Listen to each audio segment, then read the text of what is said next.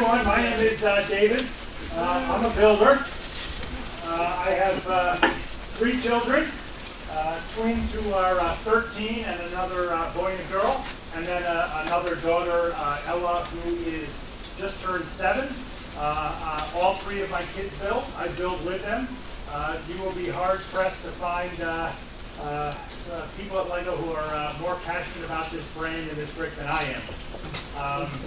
I'm not going to say outside of LEGO because there are some, I think we have all of you here that beat me in that regard. I've been with LEGO for 15 years. This is actually the 4th country that I've worked in for LEGO.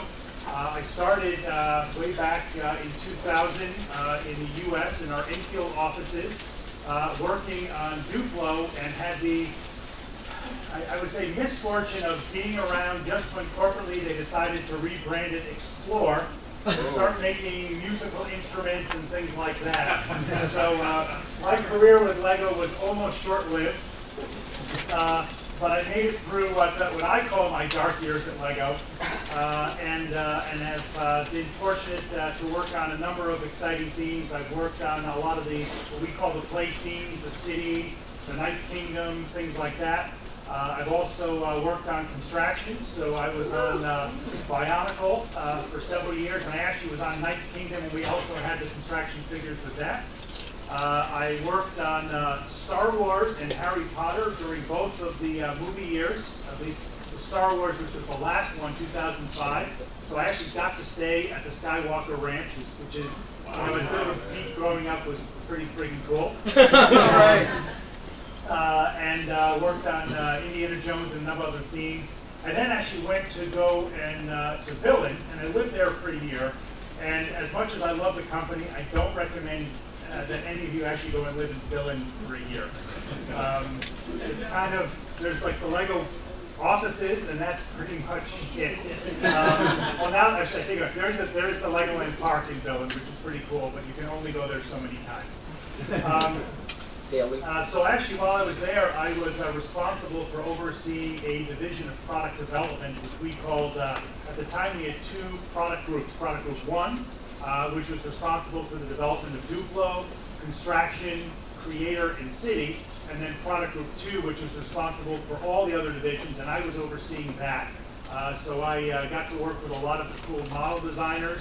My favorite moment was actually near the end of my tenure there, where I walked in and I went into this room, and there's a gentleman, his name was Jens Krenvold Fredrickson, and he had all these pictures laid out of a Millennium Falcon, and he was building, just from those pictures, the massive, I don't remember what it was, $500, the really super huge one that you need to have an entire room in your house. He was designing it right there and then. And the thing that impressed me the most was not just that he had built it, but then the way that the product development works is you have to actually build a model. You have to build multiple replicas of the model so that we can test it for sturdiness, and so we can bring it to different groups to figure out how it's made and what elements have to go into it. And he basically built this one, and this was, what, 5,000 pieces, and he proceeded to build an exact duplicate right next to it with essentially no reference material, so he didn't have to go back. He had it all in his head, which was just, says a little bit about the kind of designer he is and where his head is. Maybe it's a little crazy, I don't know. After that, I went back to the States and worked for a few years there before I went to the UK and Ireland, where I spent 2 years working as the head of marketing there and got to do some pretty cool things as well. So you may, I don't know, some of you may have seen in the press, we built a 40-meter high Christmas tree out of Lego bricks with one of our certified professional partners, and that was one of the things that I had the fun of doing. I also, and I almost got fired for it, I also pushed and pushed to create the Lego Olympics minifigures. So when the Olympics were in the UK, I managed to convince I managed to convince a designer who was British, who worked in Denmark, who I met when I was working there, to design these figures. Managed to convince another person I knew to get a license, do a whole bunch of things, talk to someone I knew in Hong Kong, where at that time we were producing the special minifigures that produced, to see if there's any capacity, and made it happen. And I ran into a lot of no's along the way. No, we can't do that. No, we shouldn't. And I knew I was in trouble when Mads Nipper, who was then the chief marketing officer, calls me up and he says, David, you need to calm down a little bit, and maybe you should just stop working on this initiative. And I had actually heard the day before that it had been approved and was moving forward. And I said, Mads, it's already happening. And he's like, well, all right. But when your boss's boss's boss calls you up and says, take it easy, it's usually not a good sign. But I survived that, and then I was really fortunate to have an opportunity to come to Canada. And I've been here now for 2.5 years, leading LEGO Canada offices and business here. It's been an incredible experience. It's had a lot of highs. It's had a few lows here and there, but for those of you who've traveled around or lived in different countries, that's kind of par for the course. So that's a little bit about me and kind of how I came here. And I only give you that context so some time for Q&A at the end, and just so you know where I've been and what I might be able to answer and what I might not be able to answer. So if you want to talk to me about, molding tolerances, can't help you. If you want to talk about why we made the choice to go from one tone of gray to another tone of gray, I'm not your guy. So so just trying to manage your expectations about what I can and can't maybe speak to. I thought there was just one other thing that I would share, but I'm actually going to ask my team here to share it as well, is because we did a little fun thing in our office where I went around the table and said, all right, what's your favorite Lego set? That's a hard question to ask, and so I'll share my favorite Lego set, and it's my favorite Lego set not because it's really a great model. In fact, it's I almost have a tie between two, and that's cheating, I know. But my one was it was a preschool product called Zooters. I don't know how many of you remember Zooters. It's a terrible, terrible mistake that we made. But the reason, yes, it was a learning opportunity for us. But what I really loved about Zooters was that this was a time when product development didn't have any communication with the markets. So essentially, they did their job, and we did our job, and neither the paths shall cross. So it was part of when we were in our dark years and why we weren't really successful. And so this is one where they developed the product, the packaging, and they gave it to us and said, you guys market it and sell it. So the box shows up, and this has already been produced. And on a giant call out on the front, it has it's literally a Zooters, a little creature with a big mouth that could open. And it said, Zooters. And the call out was a great place to store your rubbers. So for those of you who don't know, in the UK, a rubber is an eraser. But in the US and Canada, a rubber is a condom. And so I had to get this set, and I had to call my counterpart and say, I know you don't want to hear from me, but I just want to let you know that we're sending them all back.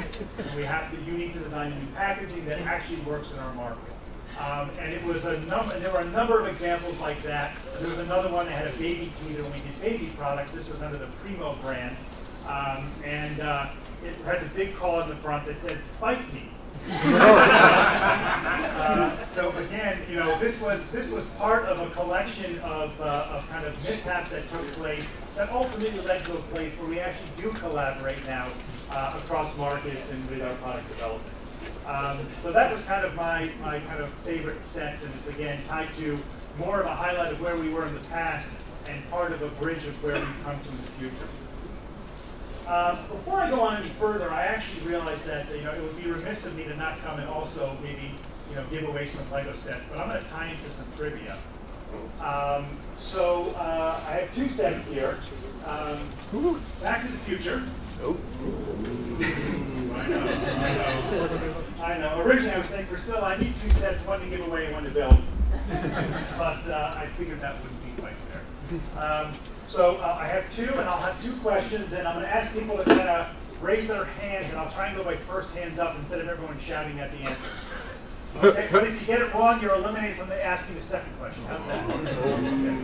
We have a lot of little cheating going on here. Yeah, no, when I said that, a hand already went in the back. It's the team. Okay, so when Lego first came to Canada, we didn't open up our own offices. We actually had a partner who okay, this is going to be a tough crowd. I read over there. Samsonite. Is he right? Yes!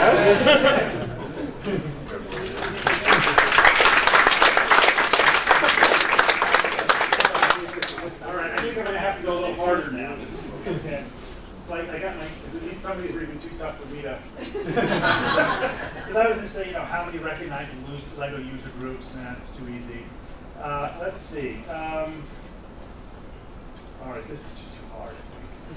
All right, what the heck? Okay, no, really, this is hard.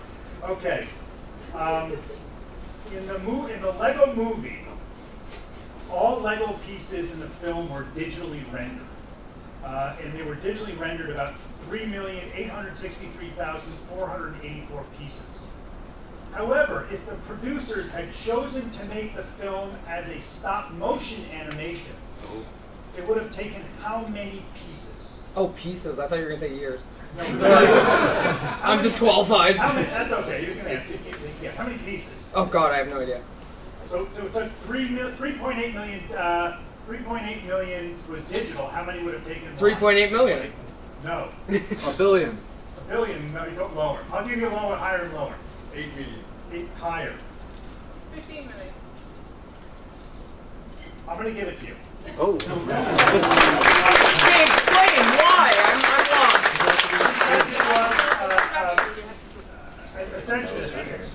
Essentially because of the duplication of what they did and some of the sets that they had, where they could essentially take a rendering of one, put another mirror image of it. Instead of if you build it stop motion, you have to have 2 of them. I see. Okay. But the actual answer was 15,080,330 pieces. I think 15 million.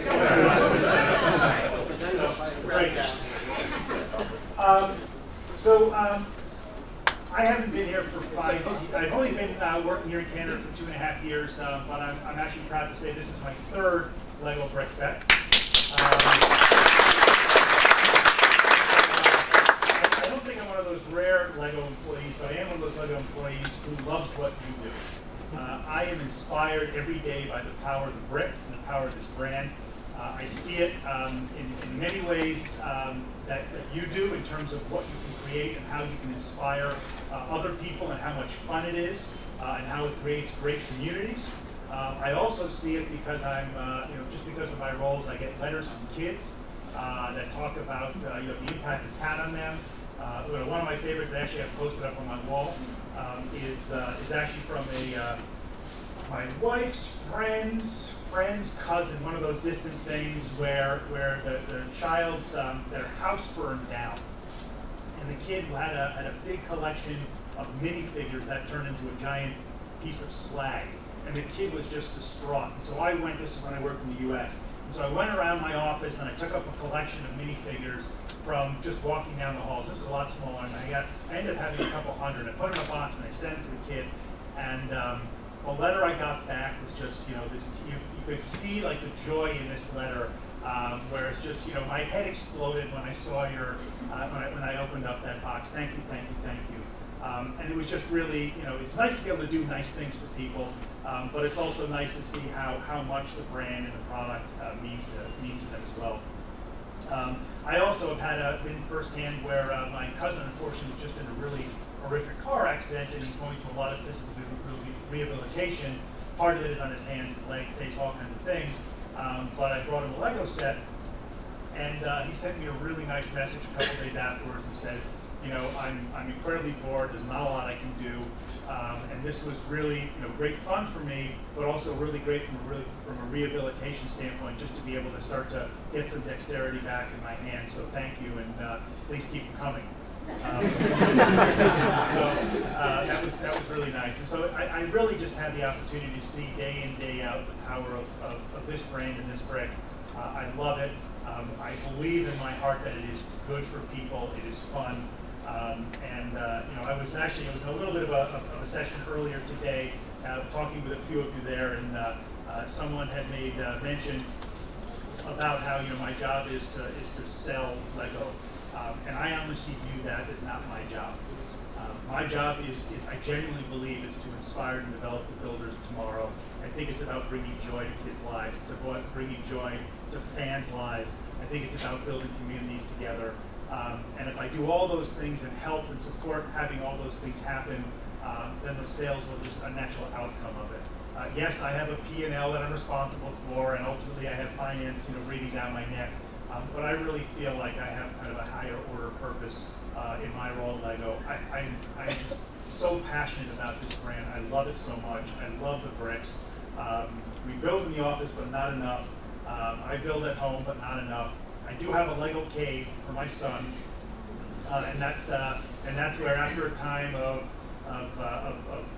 frankly, I have to buy sets too. Admittedly, I get them at a better rate than you do. But after buying them, we got to the point where we realized we couldn't just, his room was just not viable anymore. And so we had a dedicated space for him and had to go to Costco and get, like a lot of you, I'm sure, had to get storage bins so he could do his sorting and everything, and different places to show the models off. And he actually has friends that aren't allowed at our house anymore because those are the ones who are a little too destructive with his creations. So anyway, I love the brand. I think it's maybe not as much as all of you, but at least I'm close. I'm really happy to be here today. This is why I come every year, because I take such inspiration from what all of you create. I haven't had a chance to walk the floor yet. I'm really excited to do that. Every year I come away with something, and it's usually a piece where my son and I then go, and my daughter, my youngest one, they're at camp right now when they get back. She's actually become, my oldest one isn't engaged in the way I would love my younger one. He's really starting to come into the fold, so I'm excited. And we start to build stuff together as well. So anyway, I feel like I'm just up here droning on. Not at all, but I know that people are going to ask their questions. So I'm gonna stop and just maybe open up the floor if there's anything that I'm going to throw the first one at you because I know that this is probably the thing we chomp at the bit most, and we're going to get into draft and then move on. Canadian pricing. Yes. How about it? If you have any issues, I'm not even going to ask the question, and you'll just address that quickly, and then we can move on to some more interesting questions. So just technically, with the change in the exchange rates, many sets are now cheaper to buy in Canada than they are in the U.S. But that being said, that's we don't price our products to the U.S. prices. That's not. I mean, we don't want to do it to currencies outside of the local market, because they're always fluctuating. And if we were going to develop our pricing based on a comparison to currency, it wouldn't be the US dollar, it would be the Danish kroner, because that's where all of our global financial reporting is done. That being said, there are cost of living differences in one market to another, relative to the US, for example. And ultimately, the pricing is done based on what we think a fair value is for the products that are in the marketplace. And frankly, the continued growth that we've seen, the share that we've seen growth in the toy category is an indication that people see value in our products. People talk about the being high, and the answer is yes, they are. It's a premium product. It's a premium experience and toy. But a lot of the reason it's premium is not because the price is high, but because the value is so high. And if you were to think about toys that you can get, you could probably go out and buy an action figure, for example, that's pretty cheap. But you're going to play with it once or twice. The kid might play with it a little bit, and then it's done, and that's the end of it. Lego bricks. How many of you still use the bricks that you bought 10 years ago? How many of you still use bricks that we bought maybe 20 years ago? There you go. The net is that there's frankly a price to the quality that we put into our products. If you want to go and get cheap bricks, I don't recommend it, but there are other competitors we have out there that are happy to sell commoditize the products. Good luck with the clutch power. Good luck if they fit together, and watch what happens in terms of how the cheaper plastic that they use or the lower molding tolerance tolerances, see what happens to those in, I want to say 20 years, I want to say 10 years, I want to say 5 years, see what happens in a year. And frankly, unfortunately, that's the downside of the experience, but I'd like to think there's a lot of pros that go with it. So, does that answer your question? Absolutely. So can we open the floor to other questions? A recent article indicates that Lego wants to go green and get away from plastic. Is that feasible? Or is the opposite? Great question. Did everyone hear the question? No. Okay, so the question was, there's been some articles recently about how Lego is looking to go green and get away from plastics, and just looking for some commentary on that. Yes, actually, the Lego, our CEO, Jorn B. Knudstrup, just announced essentially a $1 billion kroner investment, which is roughly 200 million Canadian dollars, in looking into alternative materials, renewable materials potentially for Lego bricks. And it's ironic. We are a plastics company, and you can't really be really authentic as a green company when you're in plastics, I think, honestly. But you're losing wood and blocks. Right, but even as a plastics company, we believe there's a lot we can do to try and be environmentally responsible. So part of it is, some of you may have heard, we actually made a 500 million euro or dollar, I can't remember the exact amount, but it was a lot, in a windmill farm in Germany to try and essentially offset the energy that we use to produce our bricks as a way of kind of creating balance in what we do. And we actually are looking for alternative sources. Now, are we going to be going away from what we have right now anytime in the near term? I seriously doubt it. Quite frankly, I don't know what that investment is going to look like and where it's going to go and what the opportunities are. But, frankly, plastics, does anyone know what plastic's made of? It's made from petroleum. Yeah. Okay, it's made from oil. So some of you may be aware that oil is probably a finite resource. And so this is really not an investment for the present, it's an investment for the future, so that if it ever becomes that we just don't have the tools or the raw materials necessary, that we have hopefully a solution. And the expectation is it's going to take a long time to figure it out. And I don't know what it's going to look like, and I may be long retired from Lego when that time comes, but that's really the intention. Is that your question? Thank you very much. Yes. Are you planning to open some new LDR in Canada soon? Soon. We just opened one. Winnipeg. There was something else we did in Edmonton with you may have seen in the news, with a retailer. So we did a little kind of experiment with Canadian Tire there. So it's a high concept store they're doing. It's all in the news, so I can talk about it. They essentially are trying to, they were looking to say how could they have a new vision of what Canadian Tire is. So imagine a store where the entire front is a giant LCD screen. And it's very interactive, very high-end, looks almost more like a department store. And so we thought we'd test it with them and see what that could look like. But yes, so we just recently opened one up. Frankly, brand retail stores are really expensive. We do have the intention of continuing to expand the brand retail presence in Canada, but it's going to be a slow process. I can't imagine we open more than 1 or 2 a year at most, and it really depends on if the right location is available at the right price, at the right time. There are some economic considerations right now that make it a little bit more challenging than it was maybe a year or 2 ago. But I can tell you that I still believe that there is an opportunity to have more stores here, and I don't think there's ever going to be frankly, you can get a broader range of sets in a Toys R Us store than you can get in a Lego brand retail store. But the presence, the enthusiasm you get there, it can't be beat. So to answer your question, yeah, there are probably going to be some more. I am not aware of any more plans in the near term, but part of it is that's the one division that I don't oversee. That's actually run out of Enfield, so they pretty much bring me in the loop right at the last minute when they are, essentially I have what's called veto power on the business case just before it goes to corporate finance. So if they're going to do something, if I think there's something I see here that they don't see, then I veto it. I get to veto one. But they do their homework pretty well. Thank you. Bill? Here. First, a caveat: if you're giving a Lego fan who's just had open heart surgery Lego, don't.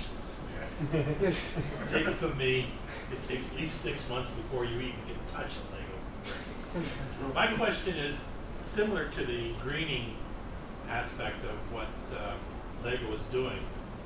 And this is some sources in Germany and the Czech Republic, that there actually also a parallel line of redesigning the brick.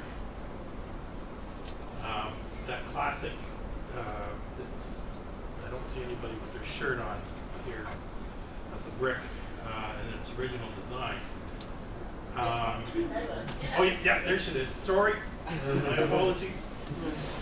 Or poor eyesight, probably. How do you feel about that? It sounds like the scare is out there with the greening, with the redesign, and we're going into the dark age of the old gray and gray. I have to be totally honest, that's the first I've heard of any brick redesign. I would be floored if we make any modifications to this brick. That's not to say that we don't every year design new shapes, configurations, etc. But I don't think that the 2x4 brick that you buy in 5 years is going to be any different than the one you buy today or the one you may have acquired 15 years ago. That's my opinion based on the information I have. I would be floored if we're changing, frankly, something that works so well. It's apparently quite hush. Well, so you're not in the loop. You know, Kevin, are you in the loop? I don't know how high you need to be in the loop, but I'm not in it, I guess. So. Yeah. Will you be making more creator animal sets? The answer is yes. I don't know if there'll be lots more, but I know that there's something that that a lot of people have found them pretty cool and inspiring and fun. And so I have already seen the 2016 lineup, and I know there's more sets in it. So I can't, I know they're in the process of right now designing 2017. I haven't seen it yet. I don't know if you've had any, no. We haven't seen it yet. I'm sure it's on the blog. But I would be very surprised if we don't continue to have more animals in the sets. Yeah, I was curious because my daughter moved in with us when she was 30, and she made it Lego, but she found we had some creator sets and built them in a blog. So she lost. So now there are more coming, absolutely. Any more?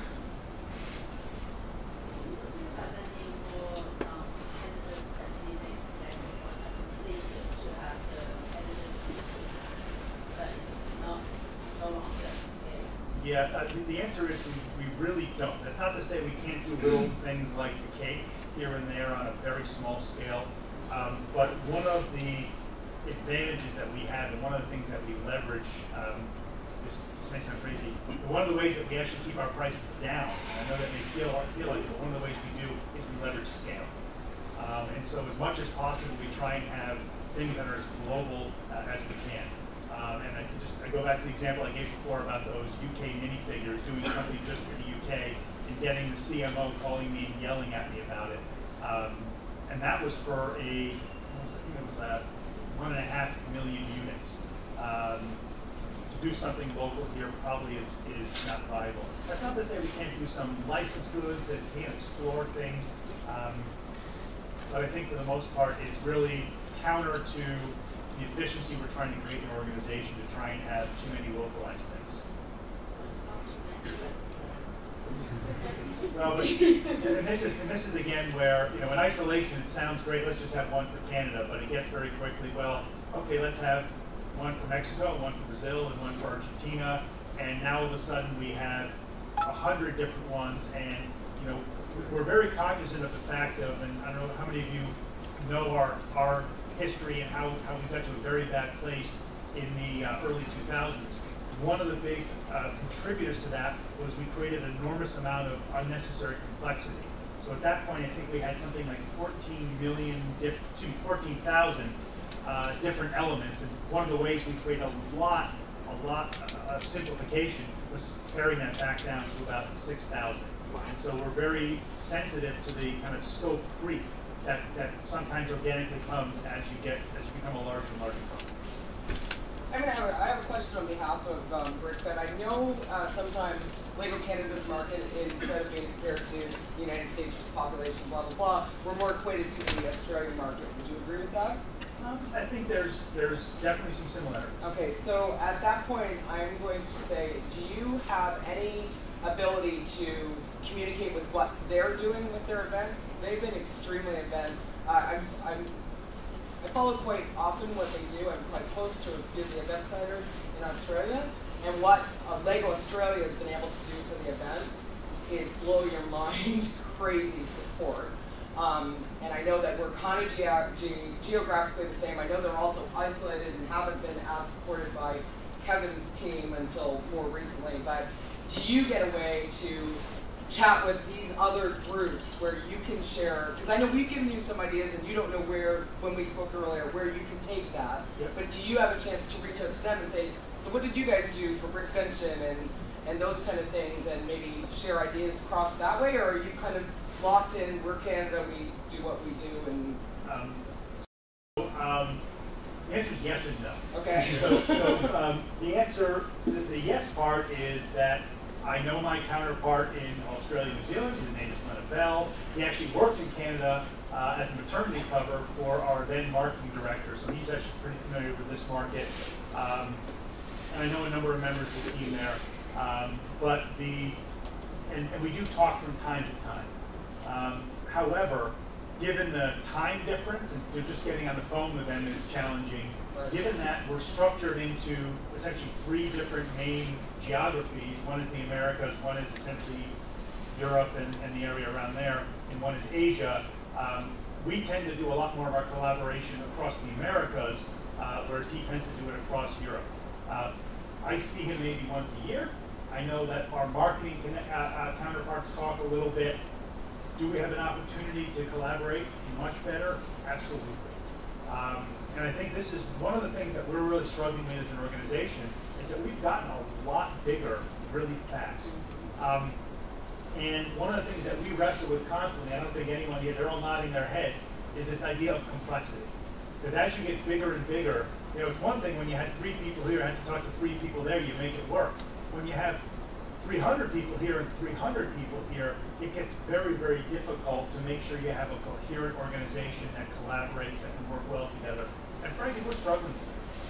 We're on a learning curve. I think we're getting better at it, but we still have a ways to go. But we do have certain things that we pull together. There's a marketing integration network where some of the senior marketers around the globe get together and they try to understand best practices and share them.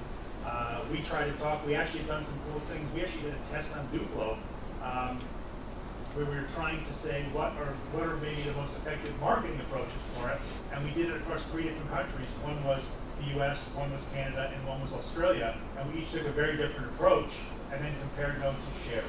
So can we do a better job? Yes. Are we doing a little of it? Yes. But I think there's definitely opportunities for us to learn from that.